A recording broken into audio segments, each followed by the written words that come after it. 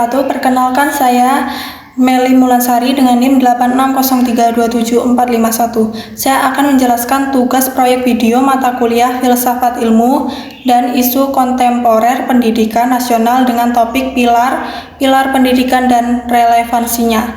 Di era digital, pendidikan merupakan fondasi kemajuan bangsa, dan di Indonesia dasar-dasarnya telah dirumuskan oleh Bapak Pendidikan Nasional Ki Hajar Dewantara. Mari kita bahas makna, prinsip, serta penerapannya di masa kini. Makna pilar dalam pendidikan. Yang pertama, apa yang dimaksud dengan pilar dalam konteks pendidikan?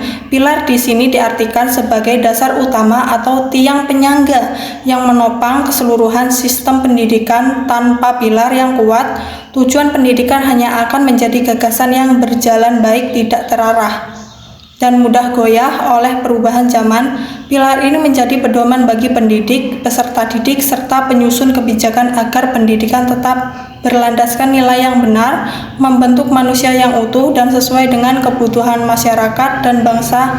Singkatnya, pilar pendidikan adalah nilai dan prinsip yang menjadi pegangan agar pendidikan tidak kehilangan arah. Prinsip dasar pendidikan menurut Ki Hajar Dewantara. Yang kedua, mari kita ingat kembali 3 prinsip dasar pendidikan yang dirumuskan oleh Ki Hajar Dewantara yang sampai sekarang menjadi jiwa pendidikan nasional kita, yaitu yang pertama, ing ngarsa sung tulodo. Artinya di depan menjadi teladan, pendidik atau pemimpin harus mampu memberikan contoh yang baik, sikap dan perilaku yang pantas ditiru oleh peserta didik. Yang kedua, ing madya mangun karso. Artinya di tengah membangun semangat, pendidik hadir di tengah-tengah peserta didik untuk memotivasi, mendorong kreativitas dan mengembangkan kemampuan mereka secara aktif. Yang ketiga, tutwuri handayani. Artinya di belakang memberi dorongan, pendidik tidak selalu memimpin secara langsung tetapi juga berdiri di belakang untuk memberi dukungan, kebebasan berpikir, dan kepercayaan agar peserta didik berani berkembang sesuai bakat dan minatnya. Prinsip ini saling melengkapi, membentuk satu kesatuan cara pendidik yang berpusat pada pembentukan karakter dan potensi manusia seutuhnya. Analisis relevansi dan tantangan di era digital. Yang ketiga, mari kita bahas relevansi dan tantangannya. Di era digital saat ini, prinsip Ki Hajar Dewantara ternyata masih sangat relevan, namun penerapannya menghadapi tantangan baru. Pada prinsip ing ngarsa sung tulodo, di era digital, guru bukan lagi satu-satunya sumber informasi. Peserta didik bisa mendapatkan pengetahuan dari internet, media sosial, atau konten digital lainnya.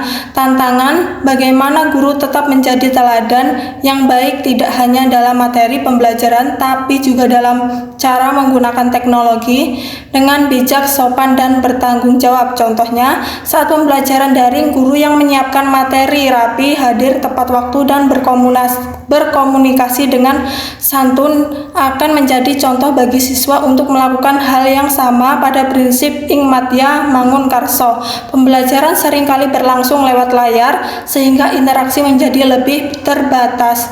Tantangannya adalah bagaimana guru tetap bisa membangun semangat dan kreativitas siswa meskipun tidak bertemu langsung.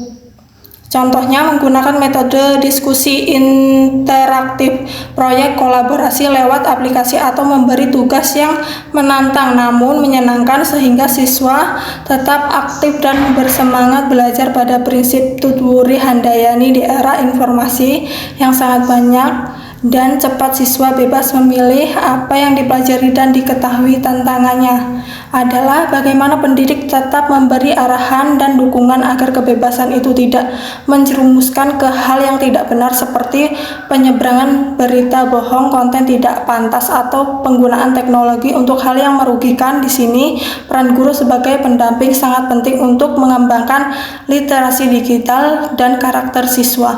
Masalah pendidik nasional yang sering kita temui saat ini seperti kesenjangan akses teknologi, rendahnya pemahaman etika digital, serta kurangnya penguatan karakter sebenarnya bisa diwajibkan Jika kita kembali memegang teguh prinsip ini, teknologi hanya alat, namun nilai dan cara pendidik tetap harus berlandaskan pada pembentukan manusia yang berbudi luhur, cerdas, dan mandiri. Yang keempat ada refleksi. Singkat kembali ke dasar sesuai zaman. Sebagai refleksi, saya menyimpulkan bahwa pilar pendidikan menurut Ki Hajar Dewantara bukanlah ajaran yang kaku atau tertinggal zaman. Sebaliknya, prinsip-prinsip tersebut adalah solusi yang tepat untuk menjawab persoalan pendidikan nasional saat ini di tengah kemajuan teknologi yang terus berubah. Pendidikan tidak boleh hanya fokus pada penguasaan keterampilan digital saja, tetapi harus tetap membangun karakter, memberikan teladan, membangkitkan semangat, dan memberi dukungan kepada peserta didik. Dengan demikian, pendidikan di era digital tidak akan melahirkan generasi yang cerdas namun kehilangan jati diri, melainkan generasi yang mampu menggunakan kemajuan teknologi untuk kemajuan diri dan bangsa dengan tetap berpegangan pada nilai dan moral yang baik. Terima kasih. Sekian penjelasan dari saya. Wassalamualaikum warahmatullahi wabarakatuh.